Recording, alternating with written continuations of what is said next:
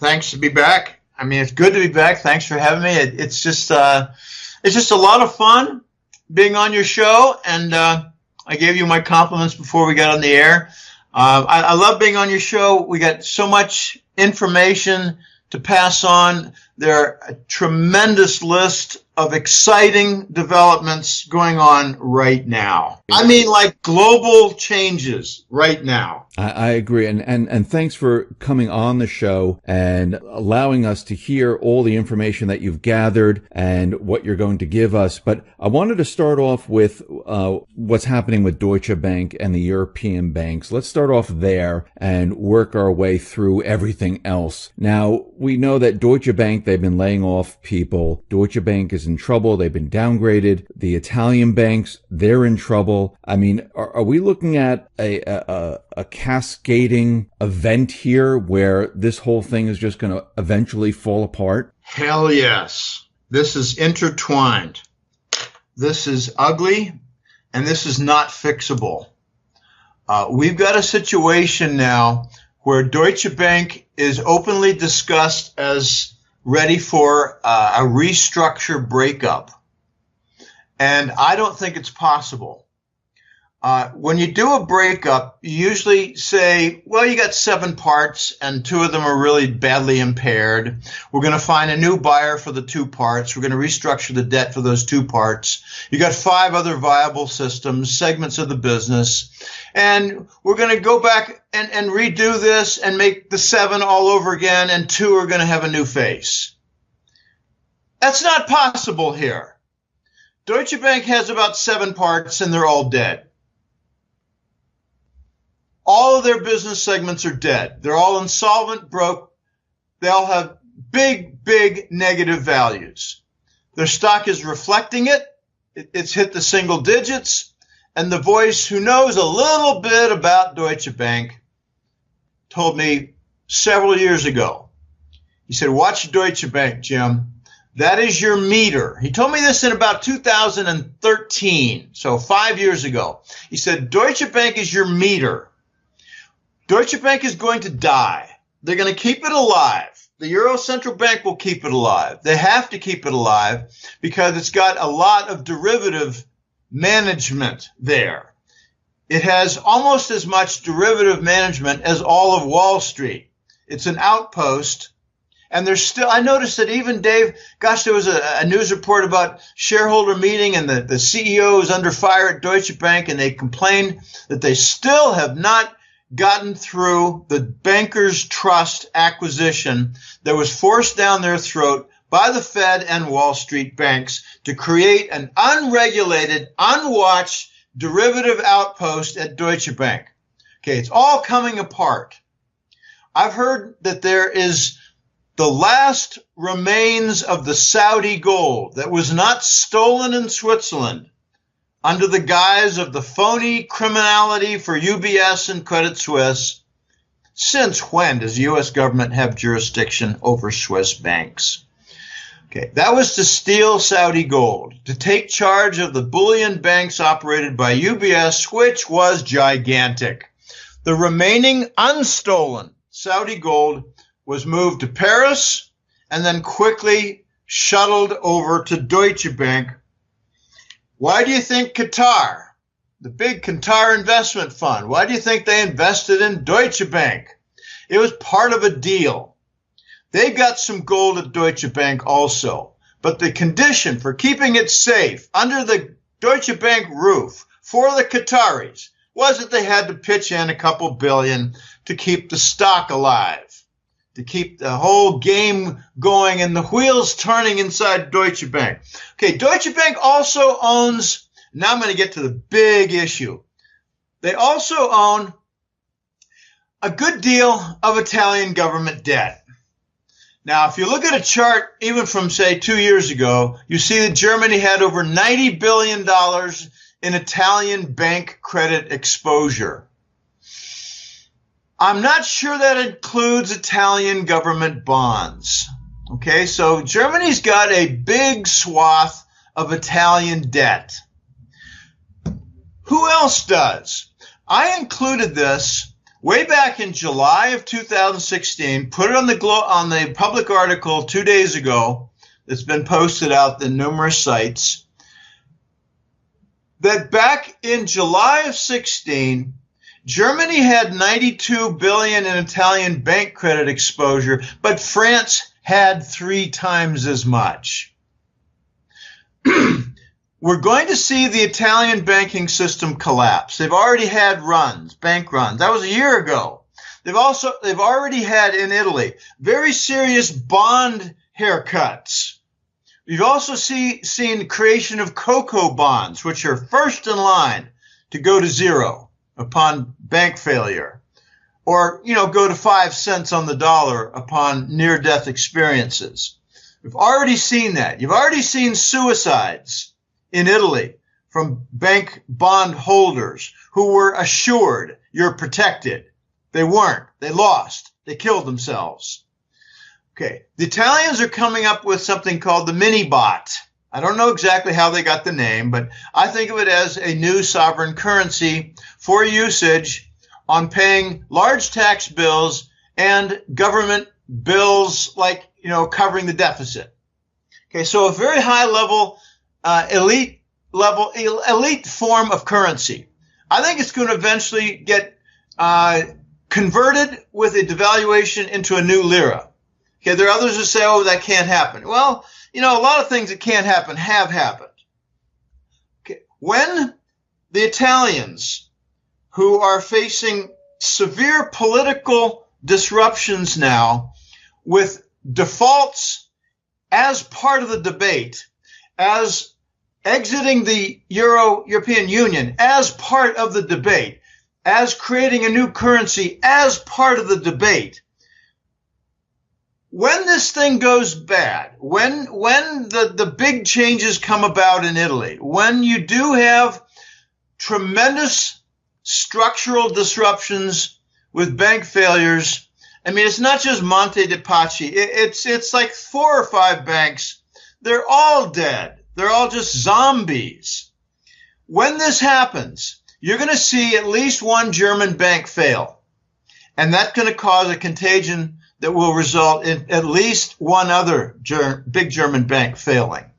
And I think Deutsche Bank is the prime candidate for this trigger event. Commerce Bank is often mentioned, Commerce with a Z, in Germany. They've got just too much exposure.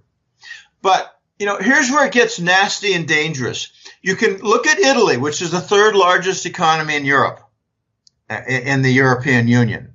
You can look at Germany, which is tightly connected now. The woes from Italy are having reverberations in Germany. The Germans don't want a default of the Italian government debt. They've got 300 billion euros of bad paper in the Italian banks. I'm talking about apart from their trillion euros of government debt. When this all happens, you're going to see a 3rd country enter the picture as part of the contagion, and that is France. It's very little mentioned in the press that the Italian banks and the Italian debt and the German banks, that is the crux of the problem. But they don't mention what the collateral damage is certain to be, not possibly. It is certain to be for Societe Generale and BNP Paribas. And they got a 3rd big bank there. It's called Crédit Agricole in France. And I kind of doubt they're going to get slammed as much as Societe Generale and Paribas, because Crédit Agricole is largely a farmer's bank. They need money to plant the seeds, so they're granted the money and pay back at the harvest time. Okay, I know that's oversimplified, but I think that's the core of their banks, as opposed to derivative management. And for the biggest French participant in derivatives, it's Societe Generale, Societe Generale. Okay. My point is that France is going to be severely harmed when all this hits ground zero, and I just don't know how it's going to play out. I just know that Deutsche Bank's going down. Italian government debts, I think, are going to be restructured. And at the same time, numerous Italian banks are going to enter failure. And notice that the Euro Central Bank is trying to stand down. They're trying to get out of the way. The Germans are trying to dump Italian debt. So you got the two biggest bondholders, both of Italian banks and Italian government, trying to back down with Deutsche Bank and the Euro Central Bank. I guarantee you there are big, loud discussions and arguments going on between Deutsche Bank and the Euro Central Bank where they're trying to urge Draghi at the Euro Central Bank to keep this thing going and don't dump. Instead, buy the bonds that Deutsche Bank doesn't want to hold anymore. And instead, the Euro Central Bank is also dumping the same types of bonds. So when the two biggest players holding up Italy are both dumping, I say it's just a countdown. Okay, that's Italy. And the big question is, can they exit the euro? Can they get out of the union, and can they get out of the euro currency? Now, I had a rather naive perspective a year and a half ago regarding Italy and the euro. I thought, well, they'll just get out. They'll create the lira again. They'll devalue it, and they'll get some economic stimulus from suddenly Italian wine, cheese, shoes, and clothes are 30% cheaper. There'll be a lot of buyers, even in Europe, even in the United States. There might be some buyers in China for those fine Italian products. They do have fine Italian products. But, it was naive, Dave. I learned some things. If the Italians back out and they reintroduce the devalued lira currency, and by the way, a lot of shops, stores, and restaurants everywhere in Italy have two different items on your bill, the euro and the lira. They never quit with the lira. So they kind of planned to go back all along from the start, probably because they knew that Goldman Sachs helped them to falsify their application to meet the Maastricht Treaty requirements for entry into the euro. What did Goldman Sachs help them do, Jim? Well, they changed a lot of the debt and made it look like a currency swap. And that's exactly the domain of expertise for Goldman Sachs. And they weren't the only country that did that. Spain did the same thing, also with Goldman Sachs. Why is Goldman Sachs not shut down as a RICO crime syndicate? Because they're running the U.S. government Treasury Department. Okay, this is all going to end. And when they do come up with a new currency, Dave, it means the euro has to be reformulated. They don't just continue with the other ones keeping stride. They have to have a meeting and create the new ratios and make a new agreement for the euro to continue. So Italy backing out means the euro stops until it's reformulated.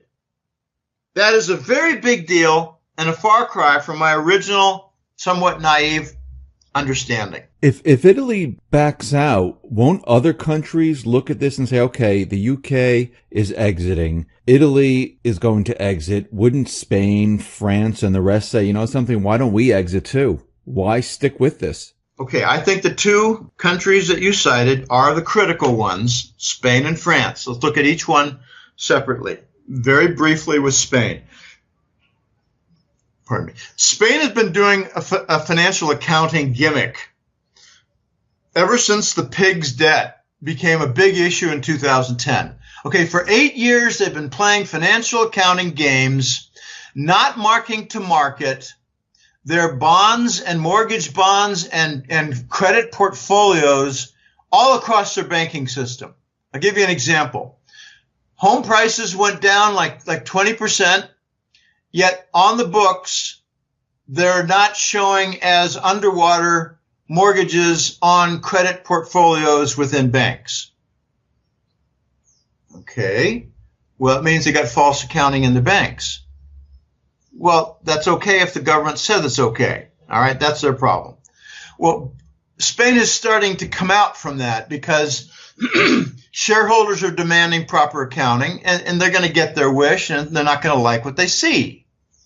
Okay, you're going to have some bank failures in Spain, and it's going to be a mess, and all this delayed from phony accounting is going to result in actual accounting and bank failures and big problems and bank restructures and a whole lot more.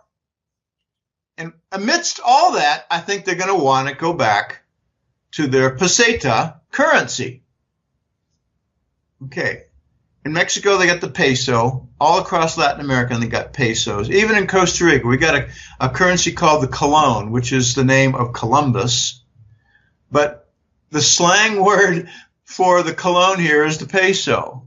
How many pesos is that, Jim? I said, oh, you mean colon? Yeah, peso. Okay, the Spanish are going to go back. It's just a matter of time. And when they do, they're going to devalue and enjoy. The Spanish, just like the Italians, are going to go back to their original currencies, the peseta and the lira. They're going to devalue and enjoy a nice little boost from a devaluation. It's going to mean that they'll be able to suddenly compete better than the Dutch, than the French, than Luxembourg natives and businesses. Okay, the devaluation is going to be a stimulus. It's going to be a price discount. That's what currencies are. Price. Okay, that's Spain. And that, in addition to Italy, will force the reformulation of the euro currency. Okay, now France. Okay, when Italy experiences its financial crisis at a new level, at an accelerated contagion and breakdown, the Germans are going to have their problem, and the French banks will have their problem. The French did something a few years ago that was very clever. Very clever. After the EU rules came into place, all the new French debt got denominated in euros.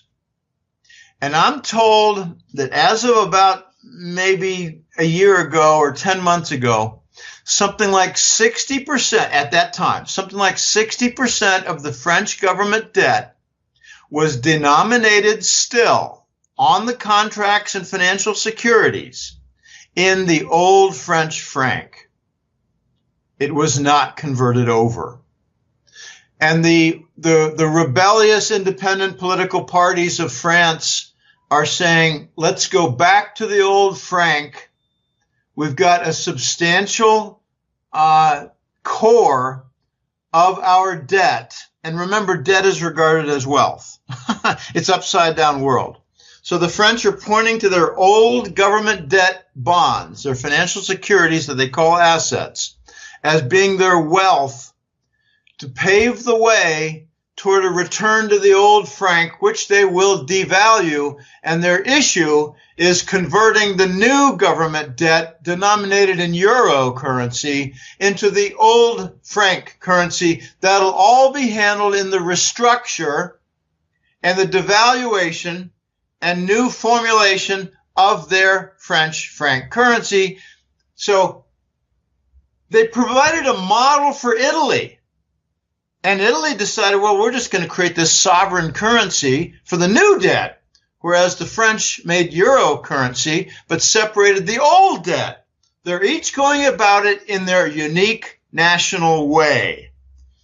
Can France avoid the ruin from a Deutsche Bank failure in combination with an Italian banking system failure? I say, hell no. They got triple the debt that Germany has. And a little known fact, Dave, is that over 90% of the French government debt is held by German banks. So this is all interwoven with three countries, Germany, France, and Italy, the three biggest economies in Europe. Will that cause a global financial crisis? I say hell yes. I've been calling it the systemic Lehman event. Remember in 07 and 08, it was the mortgage bonds, the subprime bonds, the lousy underwriting, the no income qualifications, the ninja, what is it? No income job or investment. Oh my God. It's just incredible. The underwriting that went on in 06 and 07 behind mortgages. Oh, wait a minute. It all came back. We did it again. Wreck, rinse, repeat. That's the 3 R's for the United States. Build a bubble, let it bust. It goes into wreckage. Rinse it off with lots of TARP money, QE, and repeat.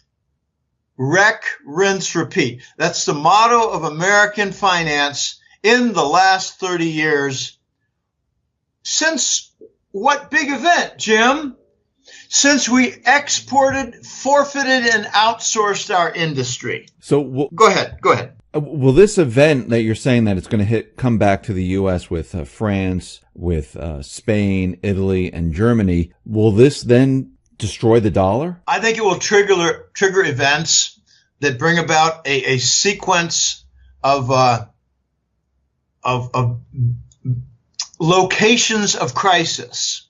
Hard to describe this. In math, we call it a locus, a locus of points. For instance, you might see mortgage bonds crash again in the United States. You might see 2 banks enter failure, and they're going to complain about it. Fed tightening did this. Fed tightening is part of a scuttle program, in my opinion. Let's start this process that breaks everything down. Okay. Why do I call it a systemic Lehman event? This is to answer your question. Because before we had mortgage bonds that were subprime. Now we have sovereign bonds that are subprime.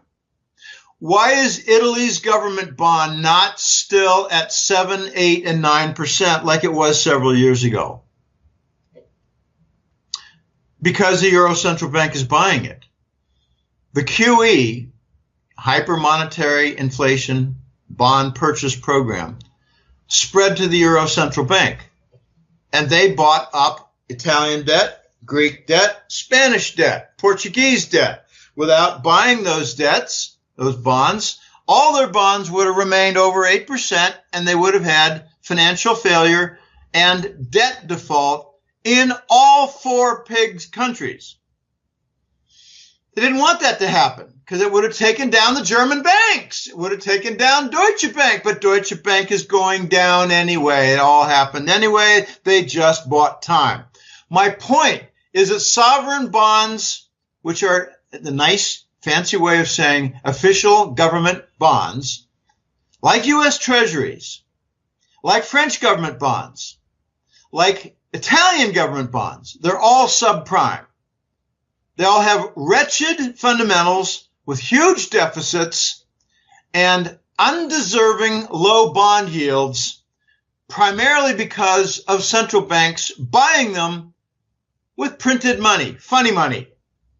It's not money. It's just stuff posing as money. It's paper with fancy letters and ink with a filament in it that makes it very hard to counterfeit, but not impossible. And if you want to know where the 2 largest centers for counterfeiting U.S. dollars, the answer is Iran and North Korea. And if you're thinking it's $100 bills, you're dead wrong. It's $20 bills. It's the standard that's used in supermarkets here. If I pull out a $20 bill in Costa Rica at a supermarket, I get no funny looks whatsoever. It's worth about 11,000 cologne. And it's right there on the receipt. Very easy to do. $20 bill is the standard. If my friends, and occasionally I do with my bank account back home in the United States, pull out, say, a few $100s at an ATM machine, it's always and never anything but $20 bills. So what we have now is not just a subprime mortgage bond problem. No, we made it an everything bond bubble. It's mortgage bonds, it's student loan bonds, it's tranches of automobile loans within asset-backed bonds. They're mortgage bonds with a car element. I like to say it's a mortgage bond in a car, driving down the road to ruin, the road to nowhere. Many sovereign government bonds are subprime. Since when does the U.S. Treasury bond, 10-year, deserve anywhere near 3% when it's got $1.2 trillion in annual deficits and very few buyers at auctions that aren't with a Wall Street lapel or a U.S. Department of Treasury hidden disguise operating the Exchange Stabilization Fund? We don't have bond auction failures in the United States because the machines and Wall Street banks are right there in the room. Okay. We deserve in the United States for the Treasury a 10-year of anywhere between 8 and 15%. We deserve that. There are not adequate buyers. People wonder, well, gee, Jim, isn't the QE, isn't all that bond purchase program keeping it nice and safe and steady and stable and wonderful? I say, no. All it did was prevented a U.S. government bond default. All it did was prevented numerous Wall Street bank defaults. It provided the liquidity for the Wall Street banks and liquidity to fund through African and South American style debt monetization, the U.S. government debt. How do we finance the $1.2 trillion in annual government deficits for the U.S.? Printed money and machine-generated derivatives called interest rate swaps. If you want an education on that, sign up for Rob Kirby's newsletter. He explains it well. It's short-term bonds, coupon versus standard, versus long-term bonds, coupon versus standard, work the differential. And what they've done now with raising interest rates is to remove the free cost, the zero-cost input feeder system to the interest rate swap derivative. It's no longer free money on the low end and a bond purchase on the upper end. That's why you have a lot of games going on behind the scenes every time they raise interest rates at the Fed. The first time it was, well, let's dicker with the repo rate and cancel out the interest rate hike. The second time it was, well, let's rejigger the excess reserves from the banks and we'll kind of nullify the interest rate hike. Now what they're going to do is just stop the interest rate hikes before they explode the entire derivative machinery. My point is a systemic Lehman event involves entire banking systems and the big bond family called sovereign bonds. When Deutsche Bank and Italy blow, it'll carry over into France and it will extend to Wall Street. If it doesn't extend to London Banking Centre with Barclays and the rest, RBS, Royal Bank of Scotland, if it doesn't extend to England too, I'll be very, very surprised. That's why they're trying to prevent the Deutsche Bank failure. That's why they're trying to prevent the Italians from pulling the plug and starting anew outside the euro, both the political union and the monetary union. This is going to blow and they can't stop it. It's a matter of when it must happen from, ripped away devices that are holding it together for another month. The Deutsche Bank credit default swap has gone way up in value. It's the cost in percent for insuring standard type Deutsche Bank corporate bonds. The same signal was issued several months before Lehman Brothers failed. The Voice once asked me, before Lehman failed, we had just begun to get to know each other for several months.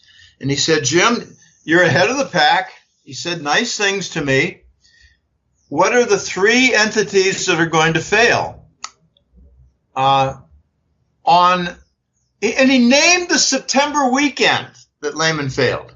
I said, you're telling me in 5 weeks it's a big event to happen in mid-September next month? And he said, yes. What are the three entities that are going to fail? And I said, well, one's Lehman Brothers because its CDS swap is going way up in value, and that's insiders protecting their arses. And he said, well, you got one. I said, well, the other was Fannie Mae. Their stock is down 95%, and they don't have really, corporate bonds. So it's really the stock price is their meter for failure. And he said, okay, you got two. I said, I don't know what the third is. And he said, well, it's an insurance company. And I floundered and couldn't come up with it. And he said, that's okay, Jim. I've asked 10 people this week, and no one's even gotten one out of the three. You got two. So you're ahead of the pack. Okay, the Lehman Brothers hint was rising CDS, the bond default insurance. We're seeing it now in Deutsche Bank. It's going to go higher. Deutsche Bank's going to fail. They're going to do a restructure. I don't know what they're going to be able to pull together and save out of their various 7 or 8 business segments because they're all a mess. They're all deeply impaired. But this time around, it's not going to be a bunch of Wall Street banks arguing over aid to help them in managing their mortgage bonds. It's going to be several countries arguing on how do we keep this thing going with numerous sovereign bonds in failure along with their banking systems. And we've mentioned the site where this is going to happen, ground zero, Germany, France, Italy. Now, the irony here is that the German banking system is kind of solid. Their economy is very solid. They're still exporting. They still got surpluses. They're harmed by the Russian sanctions that the U.S. and EU Commission put on, but they're now rebelling. And so is France. France just signed a multi-billion-dollar group of contracts at the St. Pete Economic Forum in Russia a couple weeks ago. France and Russia in direct defiance of the Russian sanctions. It was a FU to Washington and Brussels. The Germans are doing the same. The U.S. is trying to stop the Germans with their Nord Stream 2 Gazprom connection for gas supply to industrial clients in Germany. The U.S. is not going to succeed. The Germans are the healthy player in this mess, and they're trying desperately to cut off Italy, to cut off Spain, to cut off Greece, and to cut off Portugal. And it's not going to be easy to do. They've got too much skin in the game. But whatever Germany has in the game, France has more. France is going down. There's two of the three biggest banks are going to go down. So this time around, it's not about mortgage bonds and saving a segment within the financial system. Now it's saving the core nucleus of the financial system. And this is where I think we're going to see a lot of new developments, Dave. I'd like to transition to the U.S. dollar and the U.S. situation for this reset. The U.S. is going to get affected. It's not like the Wall Street banks have a bunch of Italian debt and they got a bunch of Deutsche Bank stock. No, that's not it at all. The connection with Wall Street is the derivatives that they shove down in bankers' trust down the Deutsche Bank throat with all the regulators watching and saying, you got to do it, you got to do it, you got to do it. You have no choice. Deutsche Bank derivatives are going to become a big story. They got something like 47 trillion in notional value in Deutsche Bank derivatives, and they're all interconnected with London and Wall Street. Think of it as a big pipeline for directing very powerful concentrated sulfuric acid into the offices. Sulfuric acid into the office. What does that do? Well, it melts down machinery, kills human bodies, and alters the form of paper. Okay, that's what's coming through the derivative pipeline. Many people call it the financial nuclear event. Well, that's what I consider part and parcel to the global currency reset, Dave. This will not happen without U.S. and London contagion. So you're talking about this reset, and we see there are many countries out there in Africa just recently said, listen, we need to get away from the dollar. We need to go into the yuan. We see India dealing with Iran outside of the dollar. We see Russia and China, they're dealing outside of the dollar. And a lot of countries are repatriating their gold, Turkey, Germany, Hungary. And we see right now that all these countries are doing this. Are they preparing for this reset? It's exactly what they're doing. First of all, they're playing the practical game of getting out of the way of U.S. sanctions and SWIFT transaction, bank-to-bank transactions in the dollar, getting out of the way, preparing themselves. It's like, okay, everybody, let's leave our main house. Let's go back to that little servant quarters that's 100 yards back in the woods a little bit, that's next to our private pond. Let's go build that up, and let's go install a propane gas tank cylinder, and let's fix the roof a bit, and let's put a freezer in there and move some food, because our main house is going to burn down. Okay, that's the preparation going on. Okay, when the U.S. I don't want to get into the whole Iran nuclear deal.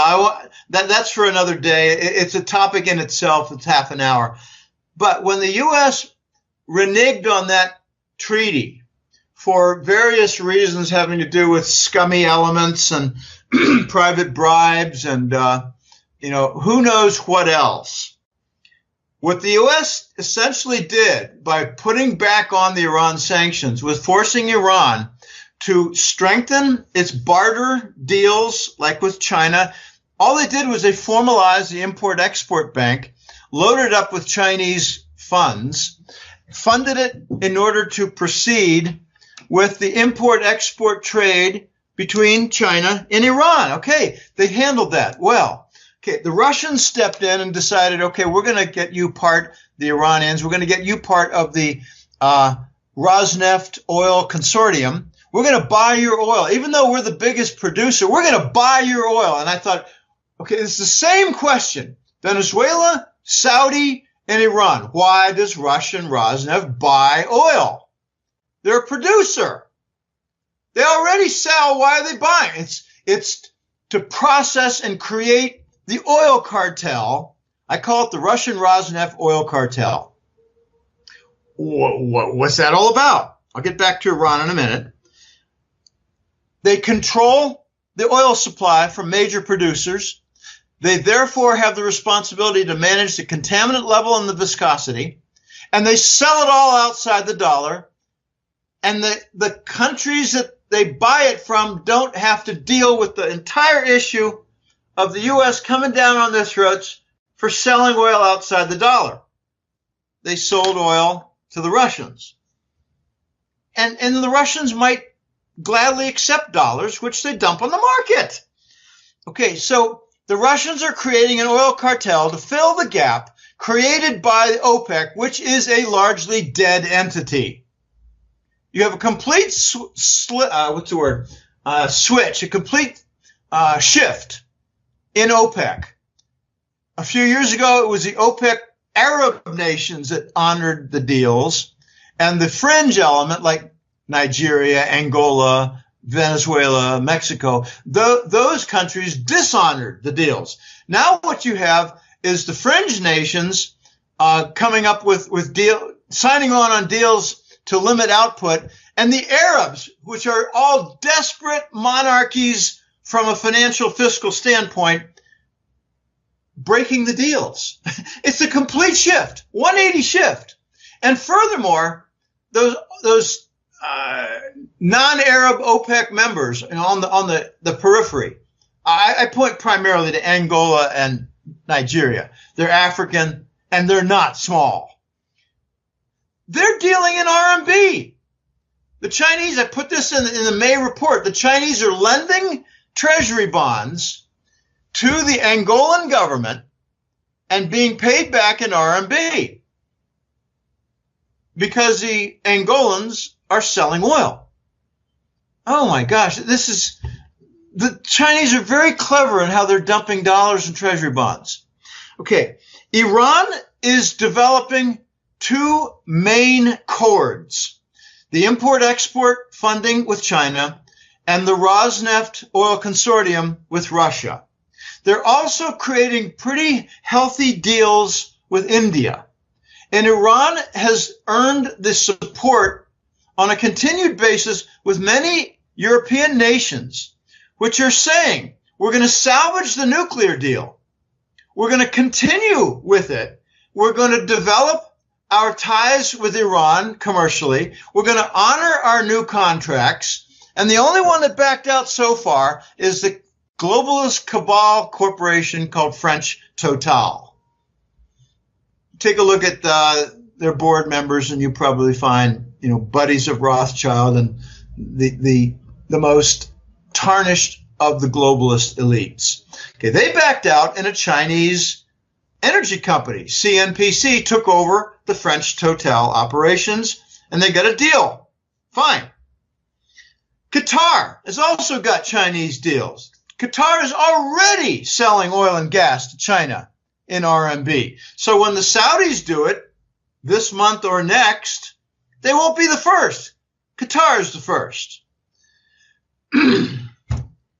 All these nations are working to set up non-dollar operations and trade and non-dollar, specifically gold, operations in their banking systems. I think we're going to see a torrent of U.S. Treasury bonds and Euro bonds and UK gilts sold by the Eastern nations in order to build up their gold reserves in the banking system. And almost the hilarious concomitant event, meaning same time, is that the European banks are going to load up on gold also and just not tell us about it. The European banks are going to follow the BIS Basel formula for exit from crisis and insolvency. I put in the Hat-Trick Letter newsletter a couple months ago, might have been March, a very nice piece about an interview from a very astute consulting group called For the Forest Through the Trees, FFTT.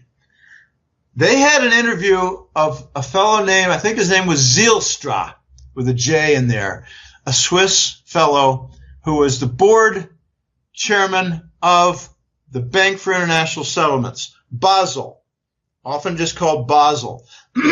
So the Basel board chairman shared his formula for how central banks get out of their mess, where they own too much as last resort, sovereign bonds that are deeply impaired. Now, just look at Euro Central Bank and the Federal Reserve, and you've got $9 trillion of sovereign bonds that I call subprime. They call them pristine AAA. But when you've got a $1 trillion deficit annually in the United States and almost no bond buyers showing up at auctions outside the country, and derivative reliance and QE reliance, I say your bond is subprime. So Zylstra, the board chairman of Basel, said the way out is for the leading nation's central banks to load up on gold and lift the price tenfold. That way their books are remedied from all the bad paper impaired sovereign bonds.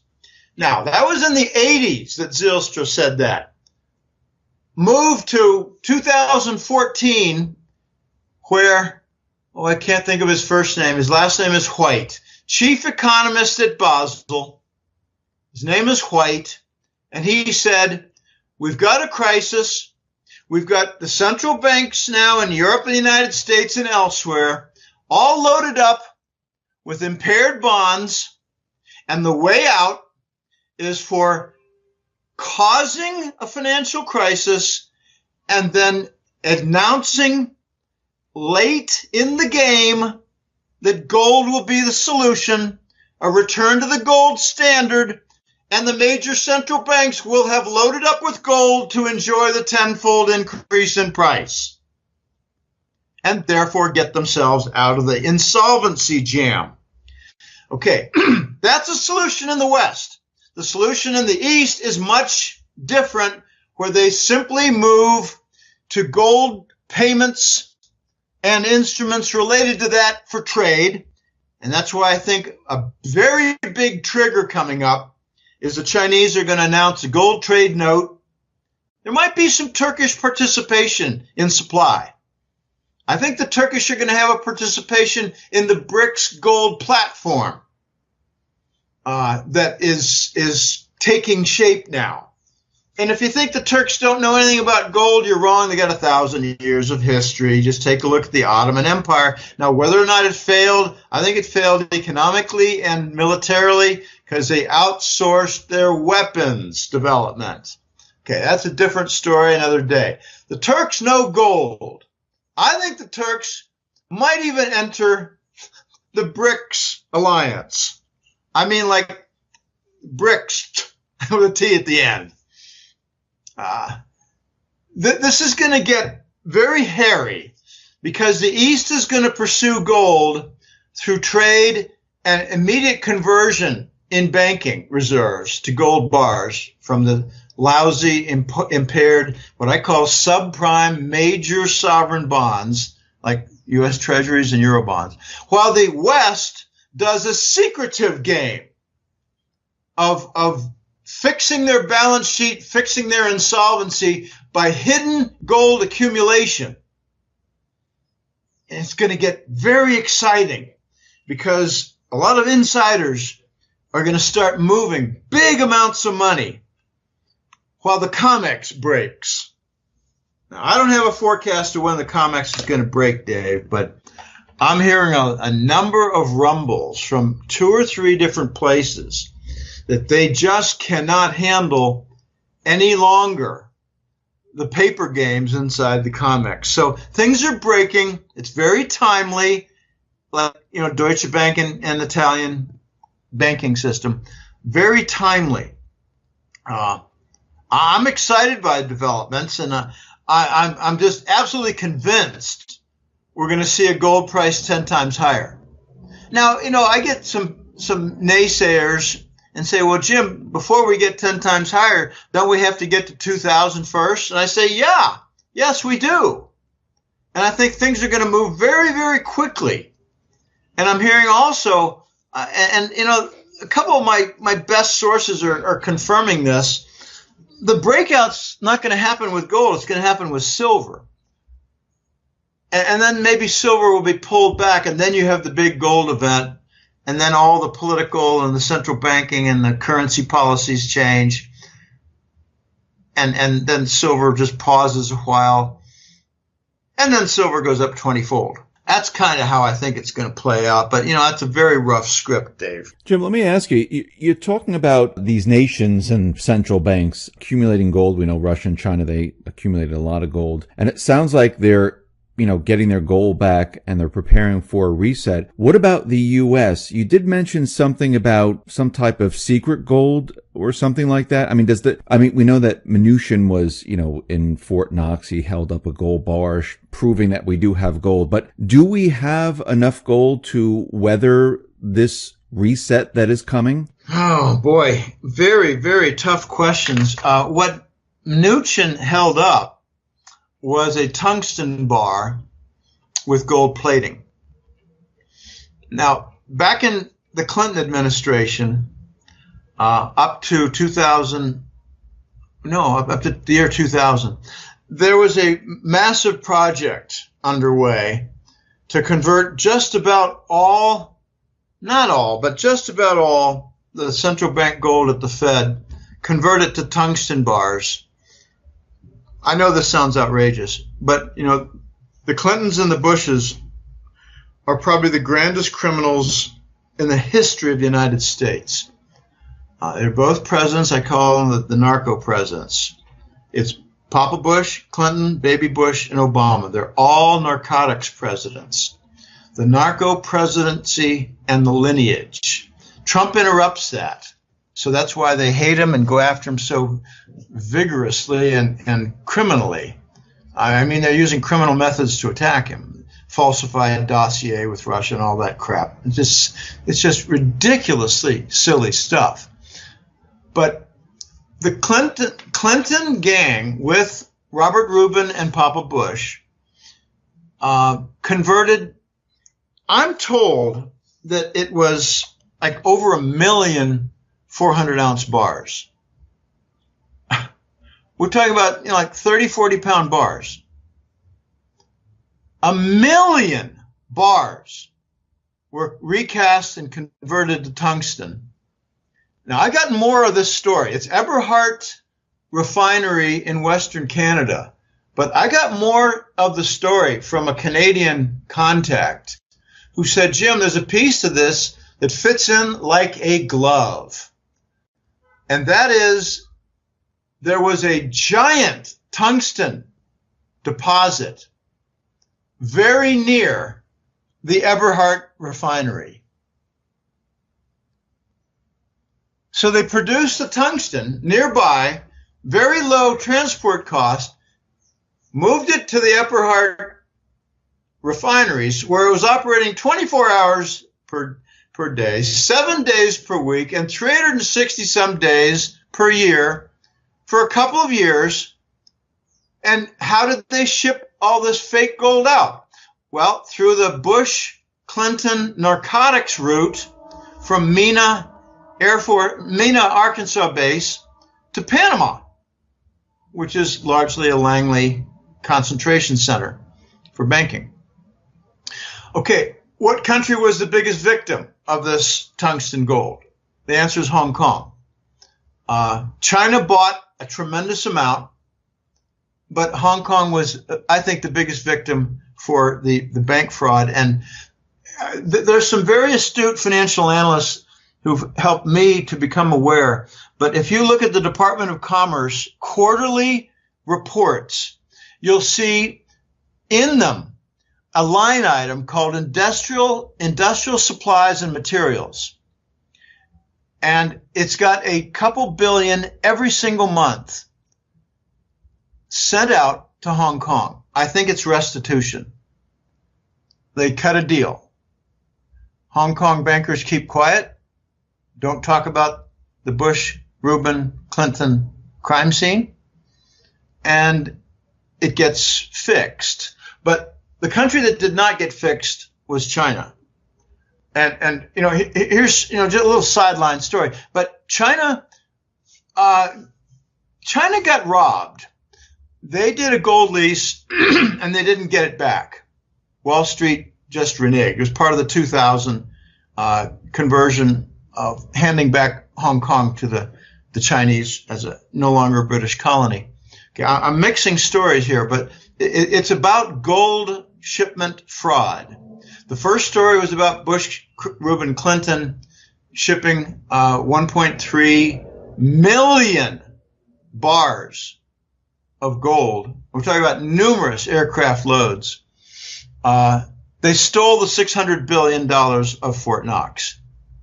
Bush, Clinton, Rubin stole Fort Knox, $600 billion in gold.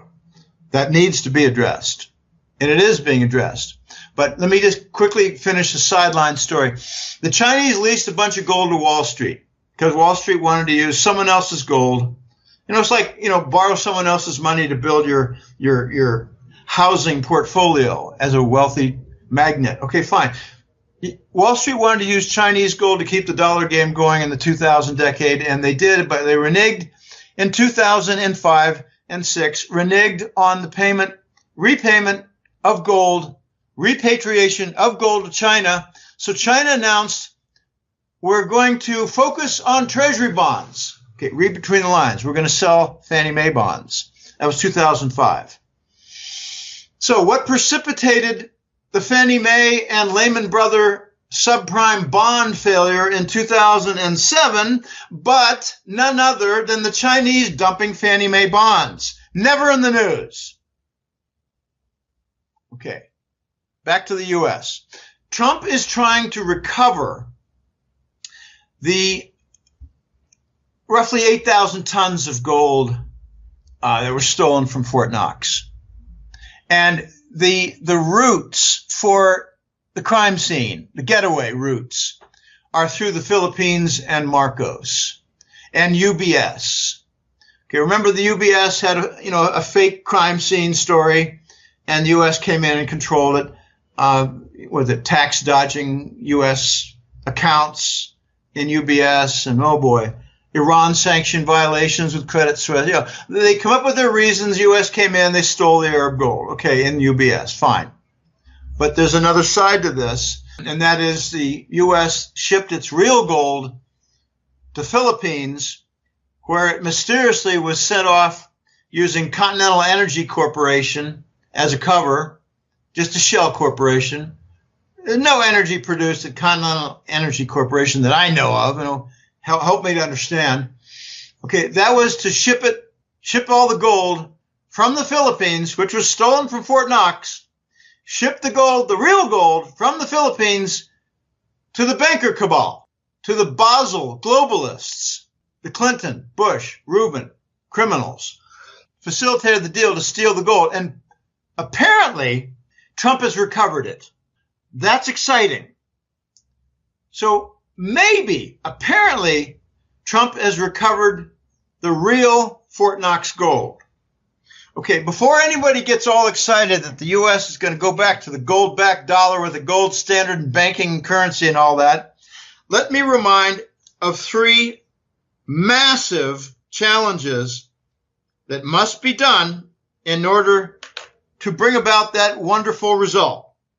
First is the $21 trillion of debt must be paid off for the U.S. government. As a sideline story, there's 20-something trillion missing from U.S. government coffers. And the primary crime scenes are the Pentagon and Housing and Human Services, which is basically Fannie Mae. Okay, so the U.S. debt has to be paid off. Okay, until we pay it off, we're stuck with interest payments. We're stuck with the reality of being deeply in debt. The second problem and challenge is there must be gold to back up a gold-backed dollar. And that's not easily done. So we need to source something on the order of 10,000. This is for round figures. It's called 10,000 tons of gold. We need to find it. We need to source it, and we need to put it in a safe place, and we need to make sure that some assholes don't come in there and steal it with Wall Street lapels. Third challenge, in order to bring about a gold standard, gold dollar, etc., is we need to get rid and draw down and remove and eliminate the trade deficit, which stands somewhere on the order of $600 billion this year. It'll be bigger than last year, which was 560. I like to put the trade deficit in perspective with relation to the other 2 points.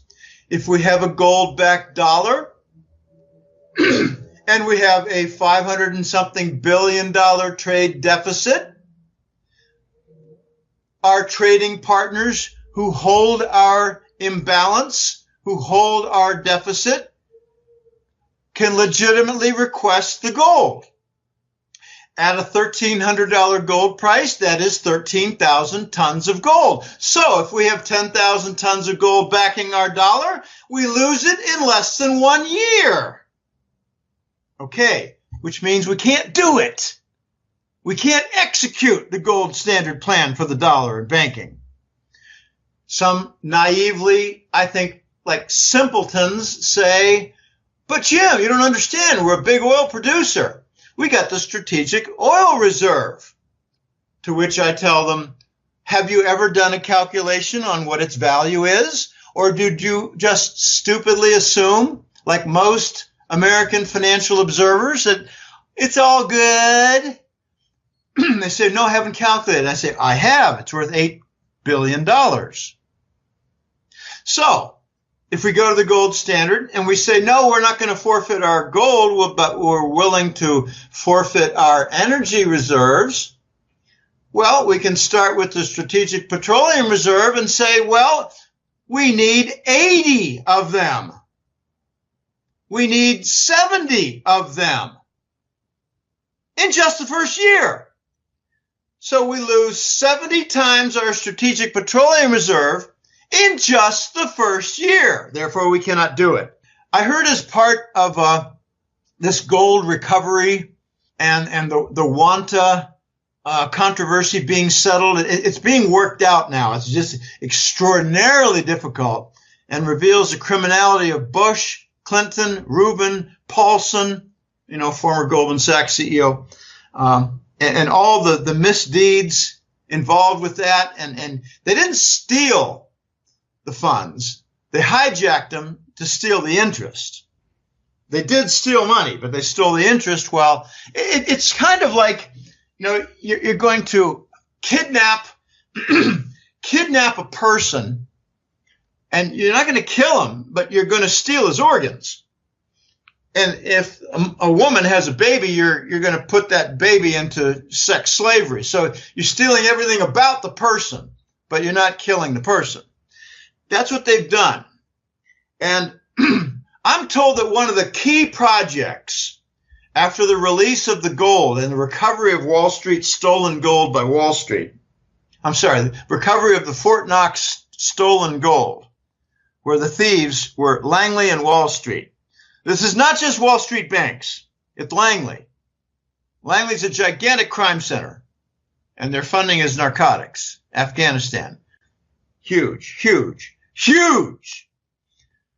I'm told the major project, Dave, is a coast-to-coast network of maglev high-speed railways. And man, oh man, does the United States need that. I think they should start with some, advanced railways just to fix Southern California. What an impressive bunch of parking lots. Interstate highway system they have in Southern California. Parking lots. Nice clover leaves. Move along at 3 miles an hour. Thanks, Mr. Rockefeller. Mission accomplished. Complete dependence on fossil fuel, gasoline and diesel. Meanwhile, China, I've got two friends who visited China, Dave, in just the last couple of years. They both came back unbelievably impressed with the railway system. Intercity and within city. You go to a big rail center and you got 10 trains connecting 10 cities. And you move out, and before you know it, you got over 150 miles an hour. Where can you do that in the United States? So we're the most envied nation in the world? I don't think so. Certainly not from a transportation standpoint. So the big project for getting the U.S. back in line, and I'm all in favor of this, is a network of coast-to-coast maglev high-speed railways. Now, I don't know if that's just going to be passenger or maybe it'd be lower speed with some freight, to move products. But the United States needs to improve its distribution system, both of people and products. And, Trump, to his credit, talked about $1 trillion infrastructure set of projects on his campaign in 2016. And he's never talked about it since.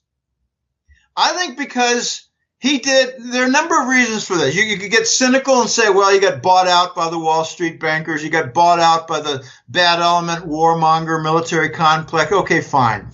And evidence was the increase in the military budget. Fine. Evidence was not pursuing the Wall Street bankers for criminality. Fine. I understand all that. But what you could point to instead was he did an immediate audit and found out the United States did not have any gold, that it was all stolen by Bush, Clinton, Rubin. And he began finding the trails. He began going to Philippines and Indonesia, and he entered the war. I mean the gold war, where they shoot down planes that are moving gold and come up with a ridiculous story as cover. I'm talking about tracking the gold, tracking the assets, tracking the criminality of the players, and having sealed indictments of those players, tying it together with the omnibus bill for freezing elite assets. And it's taken Trump a lot longer than he thought. I think it's going to take him most of his four years in the first term. Okay, we're now a year and a half into the Trump presidency, the first term. I don't know how long it's going to be before serious progress is made for recovering the stolen gold of Fort Knox, for announcing who the criminals were, for recovering assets through RICO seizure that could include Disney World. I'm talking about very serious deeds as part of the cleanup process. He calls it cleaning the swamp, draining the swamp, whatever. Fine, it's all the same thing. It's recovering the stolen wealth from the United States. Imagine an individual company like IBM saying, someone stole our entire treasury asset. There'd be an uproar. But when it's for the United States, there's no talk. The entire Fort Knox was stolen. The primary victims were China and Hong Kong. The movement was to Philippines. The complicit agent was UBS. This is very dirty, very messy. And Trump has let internal word come out that they've recovered the gold. He's let internal word come out that with the asset seizures, they're on track for paying off the U.S. government debt. So they got the debt covered. They got, supposedly, they've got the gold discovered, supposedly. Well, they need the third element from my list for U.S. dollar gold backing to be satisfied, and that is elimination of the trade deficit. And we have not even begun. My point made, if I'm the economics advisor and I'm in charge of policy at U.S. government, it'd be a nice job to have, but the trouble is I get shot in 1 month for making good policy that wasn't in conformity with the crime syndicates. My policy would be 30,000 new businesses sitting atop the individual state free trade zones with an emphasis of 30% export to alleviate the trade deficit, and incentives for these 30,000 businesses of suspension of corporate tax and suspension of property tax for a given period of time, and usually it's 3 to 5 years. That would be my plan, Dave. We can't do this without eliminating the trade deficit, because if we don't, in the first year, we lose 13,000 tons of gold. Now, some people say, Jim, it wouldn't be 13,000 tons of gold if the gold price is suddenly at, say, 2,500. I say, okay, whenever I say 1 year, make it 2 years. We can't do it for the same reason. We're not going to forfeit 13,000 tons in 2 years from a trade deficit that's not addressed simply because we don't reindustrialize. you can double the gold price. It just doubles the period of time where we lose 13,000 tons of gold. But Jim, it might be 10 times. Okay, fine. And maybe we'll lose 1/10. Maybe we'll lose 1,300 tons of gold. But we're nowhere near announcing a 10 times higher gold price. And until and unless I hear of significant central bank accumulation of gold, I'm not going to believe it. I don't think we're ready for the event. And the gold brokers that I know of, like The Voice, do not mention anything about central bank accumulation of gold on a gigantic level. I don't hear anything about that. Maybe that's something that they wouldn't tell me about. But if that were the case, I think we would hear a lot more stories about gold shortage than we do. We do hear about some gold shortages. And, I really don't like even the argument. People tell me, but Jim, the dealer shows that they still have gold coins. I said, yeah, but they're not gold bars. They're not 400-ounce gold bars that are worth millions. What you're getting is floor scrap gold coins. Oh, yeah, Jim, but the mint's still making gold eagles. I said, yeah, from gold scraps. Oh, boy, Dave, these are exciting topics. Jim, I just wanted to go back to paying off the debt. And you mentioned, and I think what you were saying is that stolen 20 trillion or the missing 20 trillion that was missing from the Pentagon. Are you saying that is what they're going to use to pay back the... No. Okay. No. The Pentagon doesn't have a $20 trillion missing money accounting statement. At 9/11, the day before 9/11, Rumsfeld announced there was 2.3 trillion missing from Pentagon appropriations. In other words, the books don't balance and there's a missing 2.3 trillion at the Pentagon and nobody's looking for it. When nobody's looking for it, it means the people in charge stole it. Okay, fast forward to 2016, and the Pentagon bill had moved up from the crime scene from 2.3 trillion to 6.5 trillion. That was 2 years ago. Now, a Michigan State professor who probably will find himself dead before long for, snooping around where he shouldn't go, examined 6 departments at the U.S. government, starting with the Pentagon, then Human Health, HHS, Health and Human Services, and other departments like the Treasury Department. And he came up, before he was finished with all 20 departments, he'd only finished 6, and he arrived at 20 trillion missing, stolen money from fraud or what, I don't know, embezzlement, fraud, theft, whatever. Call it whatever you want. 20 trillion. Okay. One third of that is from the Pentagon. Okay. That money is not even being searched for.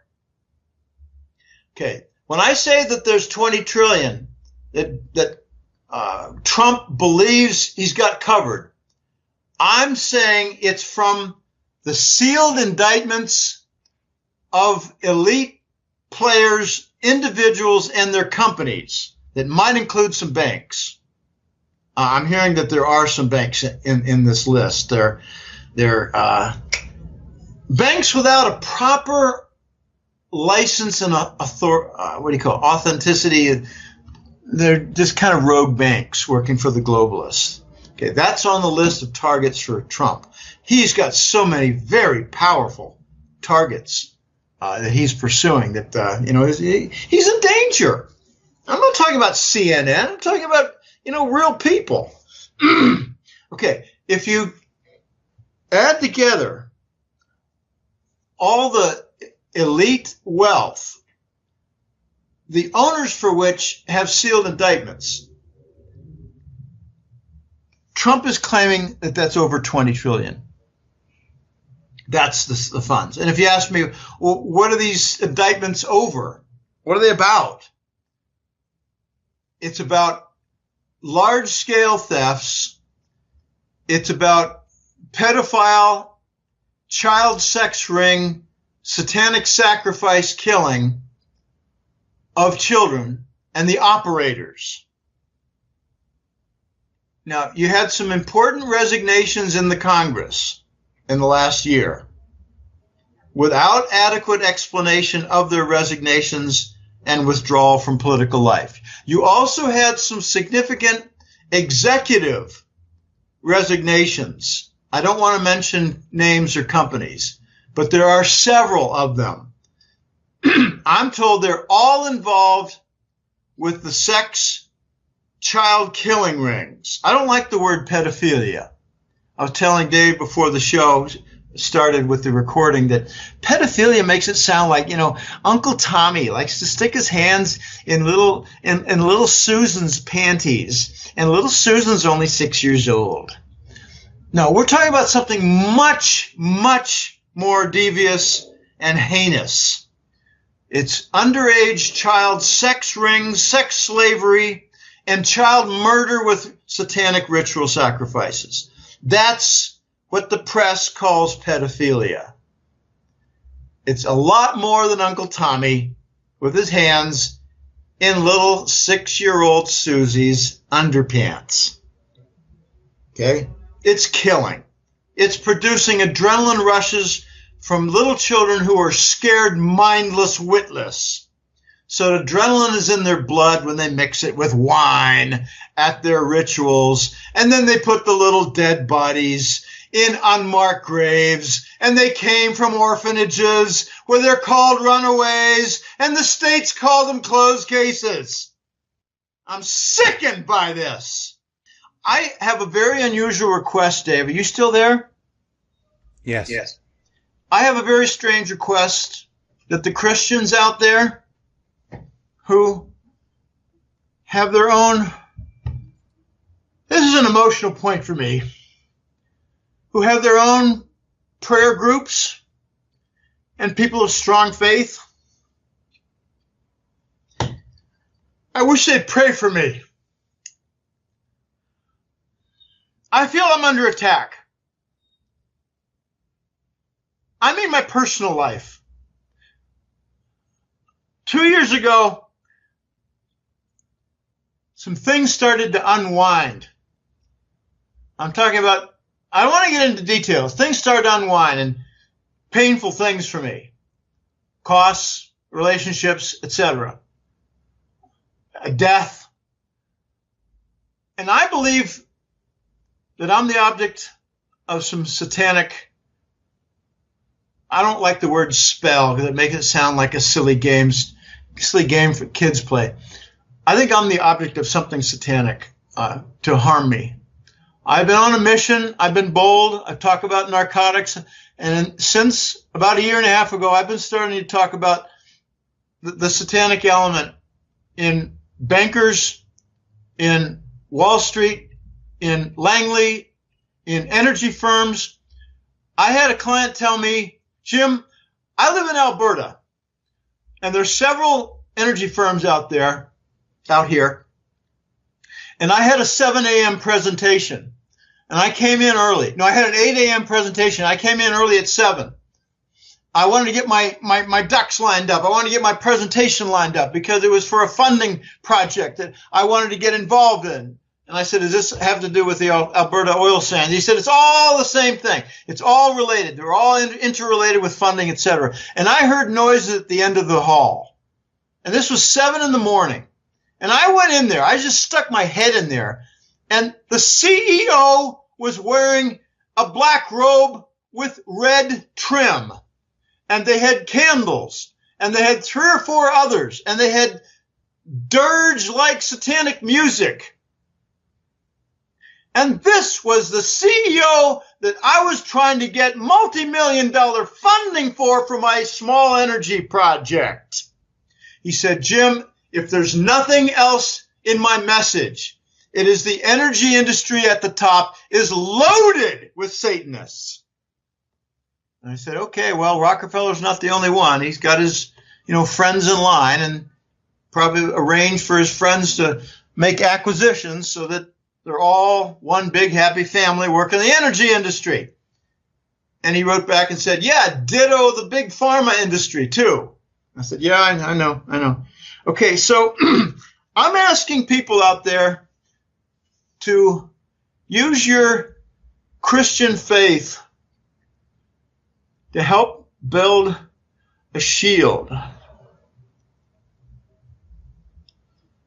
And I hope you don't edit this out, Dave. I won't. Go ahead. I solicited from college friends 2 weeks ago, strong Christian college friends, contact in Costa Rica, and I completed the contact. And I'm trying to build a group of Christian warriors. Because when a certain client was killed recently,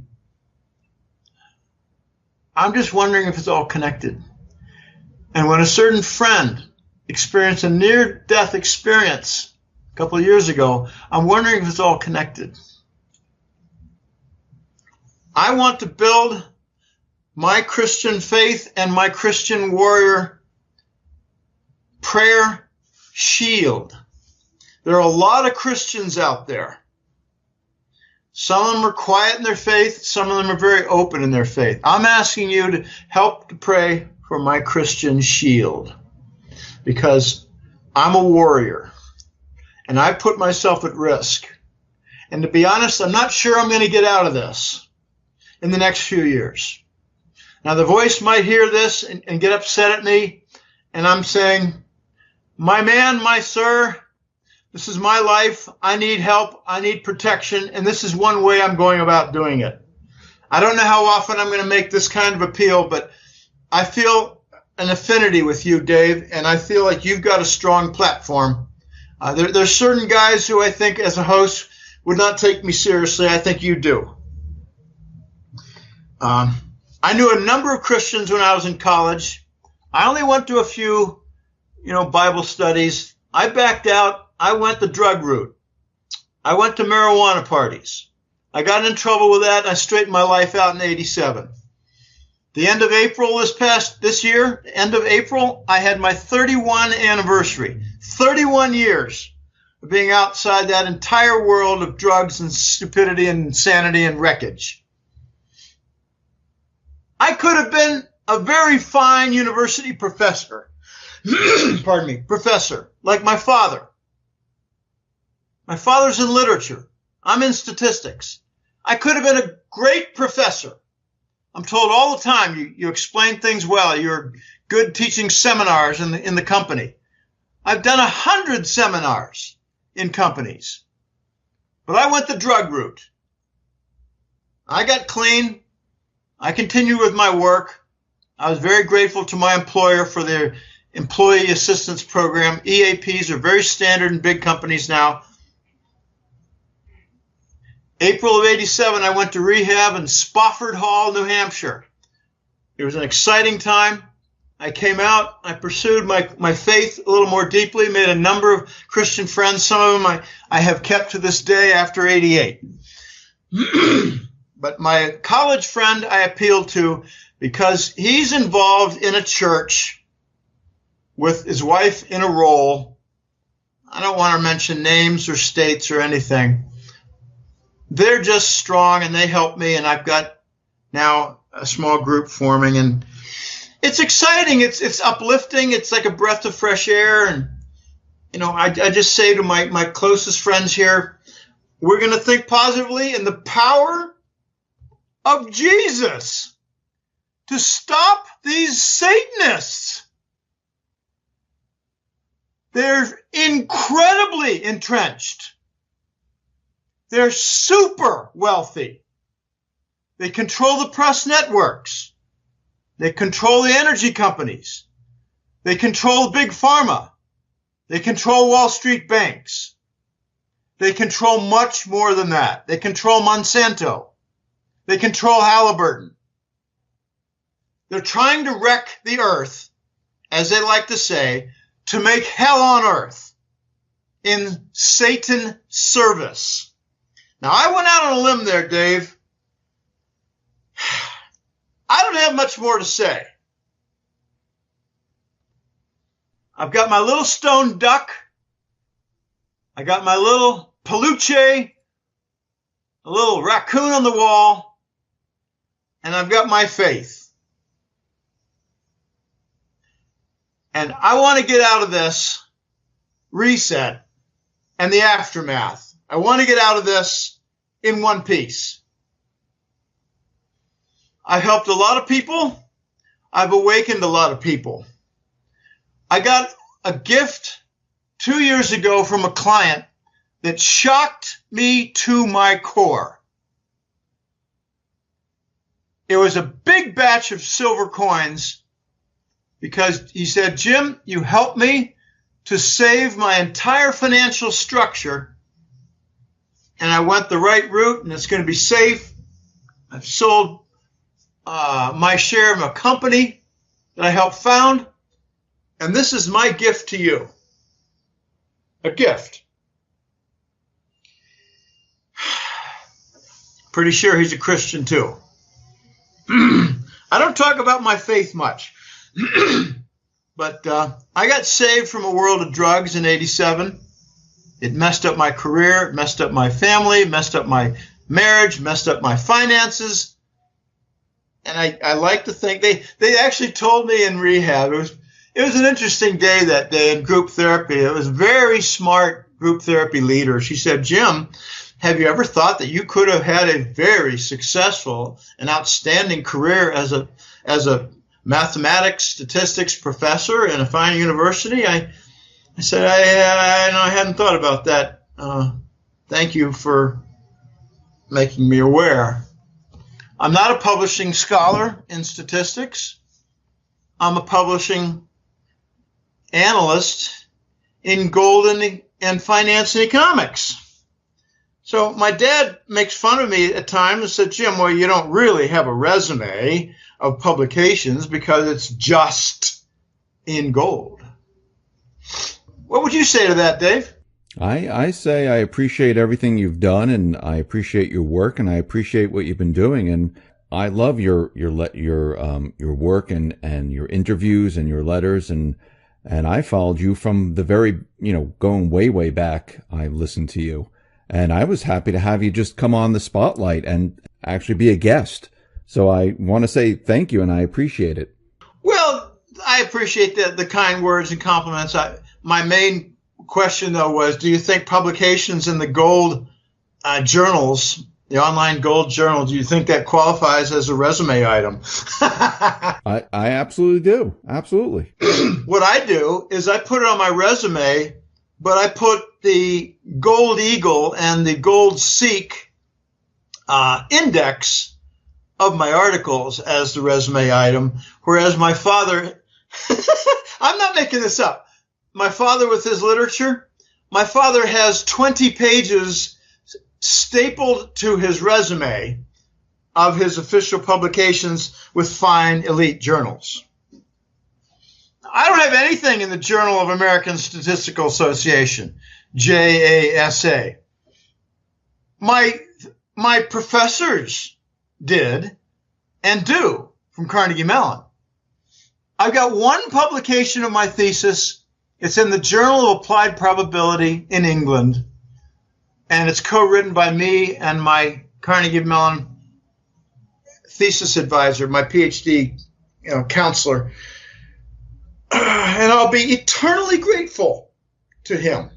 And I keep in touch, but not much in the last few years. He actually retired recently. And he said, Jim, if it weren't for my father's million in, a couple million in inheritance, I probably would keep going. But, I think I'm just going to do a little consulting and no more work at the university in faculty work, teaching, coursework. No more PhD and master's thesis work. No more course teaching. He said, I just want to continue with a little bit of the research I had, some exciting area. He was trying to model the human brain from a stochastic process state function transition framework. Very interesting. I thought, my gosh, that sounds like a very difficult task. And he said, well, I got lots of data. I said, I think you probably got more data than you got models that have been proven to be correct and predictive.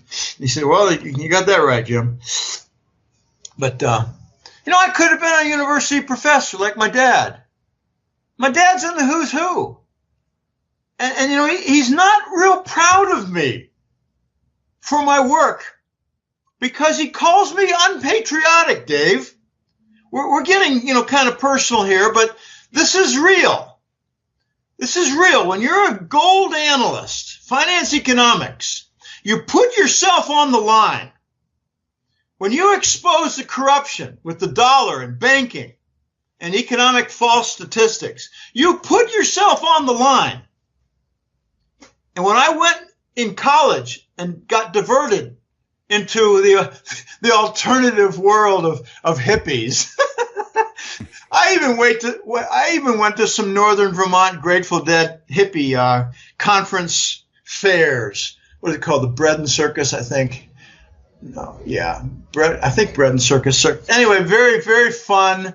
Lots of weed. Everything's got. But I was. That was the late '80s, and I was drug free. I was like three years drug free. I didn't take anything. I went there, had a good time, and drank apple cider and bought things and watched the shows and listened to the music. I like Grateful Dead. They're not my favorite, but I like Grateful Dead. But I could have been a university professor. And then I might have had my opinion solicited on an economic standpoint for the legitimacy of gold, and I would have had a university behind me, and I would have been possibly fired. Like the Brigham Young University professor did when he, as a civil engineering professor, talked about how the World Trade Center went down from demolition. He was immediately fired. Brigham Young University, nice, reputable university, fired a man for telling the truth about a major mass crime. But now you got a replacement. That was the something 500 BY5. I can't remember anyway. Now you got the AE 1000, Architects and Engineers 1000, and you have 9/11 for Truth.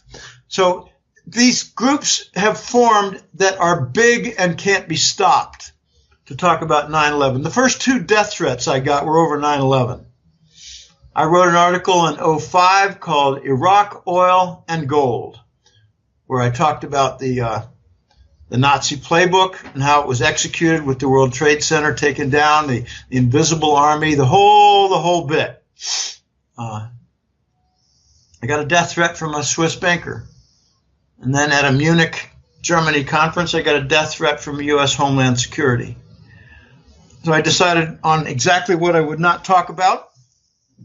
And now I'm wondering, Dave, if satanic bankers and child sex ring killers, I'm wondering if that's a topic I should really leave alone so that I am not the object of their rituals. I mean, that's going to be a decision for you to make, if you want to pursue it or not. I mean, again, there's always a chance that these topics, hit a sour note with certain individuals and they will come after you. And some of them they're at high levels. And if you're continually talking about it, they will shut you down one way or another. Yeah, so far, the only evidence I have, no computer viruses. The only evidence I have is Chase credit cards, Chase Bank, as in Chase Manhattan, JP Morgan. Chase credit cards cannot be used to buy a hat trick letter subscription. Wow. I've had numerous Chase attempts. It's about 10. And it's all in the last 3 or 4 years. I always tell the client, well, just use another card. You have a non-New York, non-Wall Street bank card? Oh, yeah, I've got 3. I'll try one of the other ones, and then I've got a subscription. But something happened in, I think it was around February or so. I had a client in New York State said, I've got a Chase account and I'm trying to make a new order. What do I need to do? Can you unlock something to make my order go through? And I said, no, just don't even bother with the Chase card. Do you have another card? And she said, well, it's a tiny credit union I'd rather not use. And I said, well, okay, what do you want to do? And she said, well, I could do Western Union or I could do something else. And we did something else. And she said, just to make sure everything's coochie-coo, I'll make it 2 years. So she made a 2-year subscription, got me the money. I found a way through a friend, and that's what I had to do because of Chase.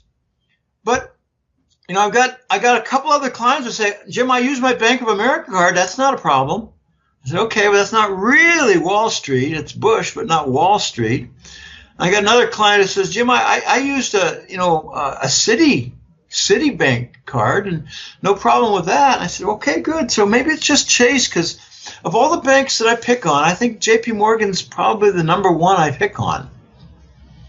I revealed how JP Morgan went bankrupt and sold their headquarters to Chinese property conglomerate. I let it be known how I figured out with Rob Kirby how the Chinese took over the headquarters complex for JP Morgan and probably had an IRS income tax mega bond. It was part of the collateral to securitize the gold lease that we reneged upon. And as a result, JP Morgan lost its headquarters to the Chinese. So I pick on JP Morgan more than the others. Goldman Sachs is disgusting. I pick on them also, but probably ranked number 2. It's interesting. I think I'm going to tone back on the Satanist stuff, to tell you the truth. But I'm just going to say deep criminality, and you know, if you want to read further, read about their pedophilia, and you know, go a couple layers deeper. I mean, QAnon has been very popular out there in the alt media. QAnon has warned that the revelations are going to shock the nation to its core. Yeah, that is true. And he or she actually said, there's controversy whether it's a woman working in the intelligence agencies, but he or she said, QAnon said, it's going to be a whole lot deeper than people expect. It's a whole lot deeper than simple child molestation, as I said, and it's going to involve a lot bigger cross-section of our leadership. And QAnon actually said probably a good 30 to 40% will not believe it because it's so ugly and so deep and so heinous. I think Hugh Hefner of Playboy was killed by these people. I think he did not say, well, you know, I've got sex and cocaine parties with elite on film, and I'm going to be, you know, using it for extortion and whatever. No, I don't think that's what Hefner did. I think Hefner just let it be known that he had a library, and they killed him to take control of the library through the lawyers. If you want a massive crime scene to take advantage of, you got to kill somebody. True. And from what I've heard, Hefner had at least 20 very powerful people on film. I mean, like in the sex act, maybe with minors, with booze and drugs, and lots of exposure. So he had to go. And, you know, the BS story is heart failure. He was old. You know, he was in his 80s. Well, yeah, fine. My dad's 98. When he was in his 80s, he didn't croak. My dad's 98. Well, it's fantastic, but if you ask him, he'd say, well, Jim, you know, it takes me 5 minutes to get out of a chair, so it's not so fantastic. You know, want to tell people how to get in touch with your newsletter and how to access your site and stuff? Yeah, let's just keep it brief. I don't want to go on about final elements. It's www.goldenjackass.com.